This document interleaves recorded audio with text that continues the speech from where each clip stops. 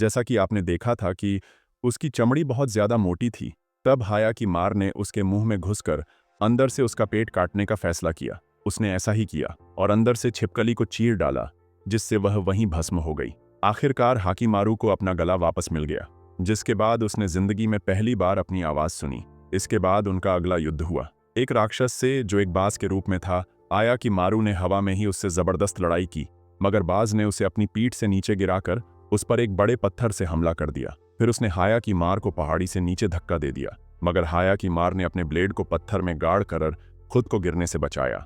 उसी परल डोरोरो ने बाज के सर पर पत्थर से हमला करके उसका ध्यान भटका, या जिसके बाद वह बाज उसके पीछे लग गया। तभी हाया की मार ने मौका देखकर उसके चेहरे पर लगातार जोरदार वार किए और आखिरकार उसने अपनी तलवार से बाज का सर धड़ से अलग कर दिया। मगर मरने से पहले बाज ने कुछ ऐसा कहा जिससे हाया की मार सोच में पड़ गया।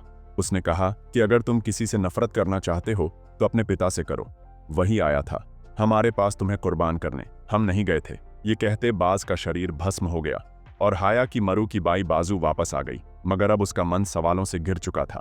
खैर, फिर वो आगे बढ़े और कुछ किलोमीटर चलने के बाद कानिया माँ और दागो राज्य की सरहद पर आ पहुंचे। उन्हें दूर से दागो का आलीशान महल दिखाई दिया तो डोरोरो ने गुस्से में कहा कि दाएगू ने ही उसके माँ बाप को बेरहमी से मार दिया था।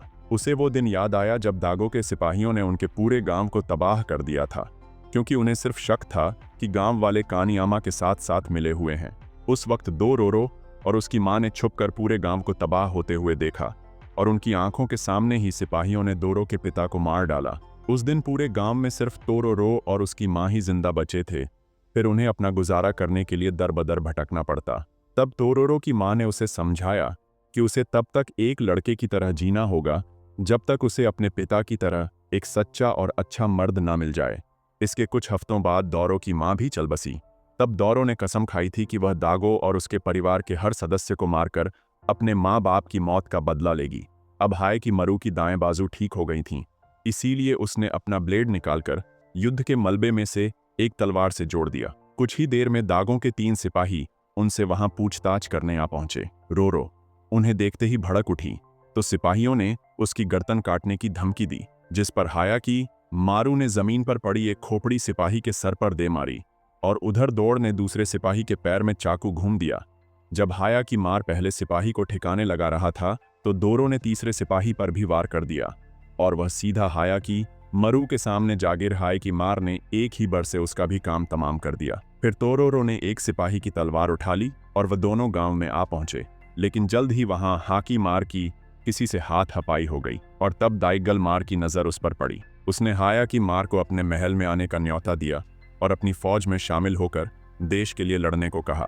फिर ताहमारू हाय की मार को अपने पिता दागो से मिलवाने वाला था, लेकिन उससे पहले उसकी माँ उनके सामने आ गई। हाय की मार को देखते ही उसकी माँ ने पूछा कि उसके गले में एक कपड़ा कहाँ से आया। जैसे ही हाय की मार ने रानी के हाथ को छुआ तो उसे वह दिन दिखाई दिया जब उसकी माँ ने उसे नदी में बहा दिया था। असल में दागो ने उसे अपने बेटे को फेंक देने पर मजबूर किया था और उसके पास कोई दूसरा चारा न होने पर उसने हाय की मारू को एक लकड़ी के बर्तन में रखकर नदी में बहा दिया। तब जाकर हाय की मार को एहसास हुआ कि वही दाएगू ताहो। मार कहकर वहीं बेहोश हो गई। उसके छोटे बेटे ने अपनी माँ को संभाला। तब हाय की मार मौका देखकर वहां से बाहर आ गया। थोड़ी देर बाद रानी ने दाएकों को बताया कि उनका पहला बेटा वापस लौट आया है, मगर दागों को उस पर यकीन नहीं हुआ और उसने कहा कि रानी पागल हो चुकी है। बाद में डोरोरो एक नदी किनारे हाया की मारू से दोबारा मिली तो हाया की मार ने खुलासा किया कि वह दागो का पहला बेटा है। रोरो को उस पर यकीन नहीं हुआ तो हाया की मार ने उसका हाथ थामा और उसे वह सब दिखाया जो महल में हुआ था।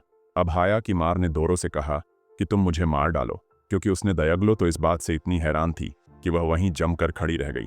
तब हाया की मारू उठकर जाने लगा और उसने कहा कि वह आज के बाद डोरो के सामने कभी नहीं आएगा, मगर तभी डोरो ने उसके पीछे दौड़कर उसकी पीठ में चाकू घोंप दिया। तभी अचानक वही बूढ़ा आदमी उनके सामने आ गया। तक हाया की मरू की पूरी कहानी देख रहा था। उसने हाया की मरू को बताया कि उसके पिता दागो ने 48 राक्षसों को उसके शरीर के अंग देकर बदले में अपने राज्य की रक्षा की थी। तब हाय की मार ने कहा कि वह भी अपने पिता के शरीर के 48 अंग अलग अलग काटेगा ताकि उसे भी हाय की मार की तड़प का एहसास हो सके। लेकिन तब डोरो ने उसे ऐसा करने से रोका, क्योंकि चाहे कुछ भी हो जाए वह अपने पिता की जान नहीं ले सकता। फिर कुछ घंटों बाद 2 नए राक्षसों ने वहां आकर हाय की मारू पर हमला कर दिया। वो पागल कुत्तों की तरह लड़ रहे थे, मानो काफी दिनों से भूखे हों। लेकिन हाया की मार ने इस बार भी उन्हें अपनी तलवार से बेरहमी से मार डाला। ऐसा करते ही उसकी दोनों आंखें वापस आ गईं और उसने जिंदगी में पहली बार अपने आसपास की दुनिया को देखा। अब से पहले वह सिर्फ राक्षसों की एनर्जी को फील करके उनसे लड़ता था। तब दौरो ने उससे कहा कि वह दागों के वंश से बदला लेने का फैसला छोड़ चुकी है और अब वह चाहती थी कि हाय की मारू भी अपने अंदर की नफरत को मिटा दे। खैर, अगली सुबह ताहमारू अपने बड़े भाई की खोज में निकल पड़ा।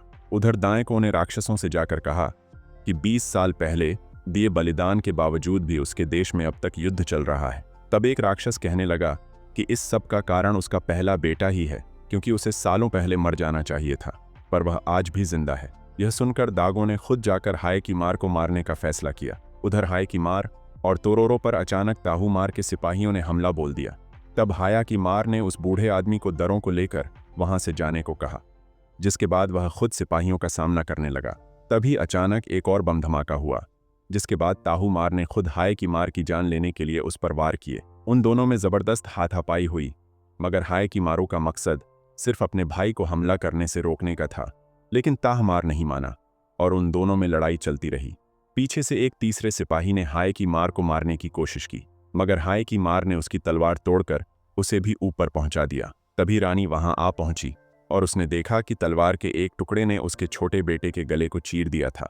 असल में जब तीसरे सिपाही की तलवार टूटी तो उसका एक टुकड़ा सीधा ताहूमारू की गर्दन में जा लगा। अब उसका बेटा मर चुका था, इसलिए रानी ने चाकू लेकर हाय की मारू को धमकी दी। लेकिन उसी समय दायक वहां आ पहुंचा तो रानी अपने पहले बेटे की जान बचाने के लिए आगे आ गई, मगर दागो ने तो बिना कुछ सोचे एक ही पल में अपनी पत्नी तक को मार डाला। यह देखकर हाय की मारू के सर पर खून सवार हो गया और वह दागों को मारने के लिए आगे बढ़ा दो। रोरो ने उसे रोकने की कोशिश की, मगर हाय की मरू ने एक ही बार में उसे बेहोश कर दिया। इसके बाद दागो और हाय की मरू में भयंकर युद्ध शुरू हो गया, क्योंकि दोनों ही एक दूसरे के खून के प्यासे थे। आखिरकार दागो बुरी तरह जख्मी हो गया और वह हारने से एक कदम दूर था, पर फिर भी उसने कहा कि उसे राक्षसों को अपने बेटे के शरीर की बलि देने का कोई अफसोस नहीं है। अब यज्ञो ने उस पर आखिरी बर किया, मगर हाय की मार ने उसकी गर्दन पर तलवार रख दी। पर फिर उसने दरों की तरफ देखकर सोचा कि अगर वह अपने दिल से नफरत मिटा सकती है तो मैं क्यों नहीं। आखिरकार वह पीछे हट गया, मगर तभी ताहमार का शरीर हिलने लगा। उसी पल एक राक्षस ने उसे फिर से जिंदा करने का वादा किया। अगर दाएगो अपना शरीर उसके हवाले करते। हाय की मार ने दागो को एक कदम उठाने से रोकने की कोशिश की, लेकिन दागो अपने बेटे को जिंदा करने के लिए कुछ भी कर सकता था, इसीलिए उसने राक्षस की शर्त मान ली। ऐसा करते ही एक वैश्य राक्षस आसमान से आया और दागों का सर नोच कर खा गया। इसके बाद उसकी जगह एक नया सर आया जो अब राक्षस के वश में था। उसी पलता मारू फिर से जिंदा हो गया, मगर अब यह राक्षस पूरे देश को तबाह करने वाला था। जैसे ही वह अपने घोड़े पर बैठा तो एक पल के लिए दागों की आत्मा वापस आ गई और उसने हाय की मार से राक्षस को उसी पल खत्म करने को कहा।